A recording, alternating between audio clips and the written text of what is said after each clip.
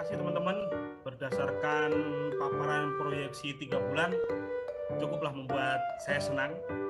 Sepertinya akan ada pertumbuhan yang cukup baik. Cuman tadi memang disampaikan ada beberapa hambatan-hambatan minor yang bisa mengganggu. Sebelum kita bahas hambatan-hambatan minor, saya mengucapkan terima kasih dan apresiasi kepada Bukannya lagi rapat? kalian yang tetap semangat mengikuti rapat ini. Lihat aja ngomongnya. FH di saya lihat tetap di kamera. Terima kasih, semangat buat kita. Nah, Kok bisa? selanjutnya kita bahas hambatan-hambatan minor tadi. Saya pengen mendengar masukan dan pendapat Yaudah deh, dari Mama ke bawah ya. sekalian. Hati-hati tuh, ketahuan. Kita bisa memitigasi hambatan-hambatan tadi yang disampaikan.